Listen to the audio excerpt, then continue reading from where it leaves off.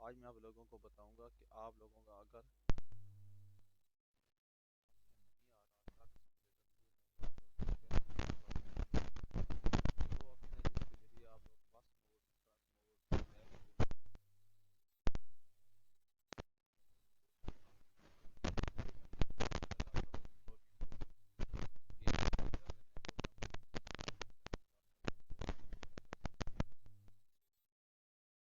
आज मैं इसको चला कर दिखाऊंगा इनो एक ट्रक।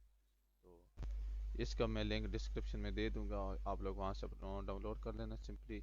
इसके बाद ट्रक सिमुलेटर 2 के मोड फोल्डर में से पेस्ट कर देना। इसके बाद आप लोगों ने अपनी गेम ओपन करनी है। Game open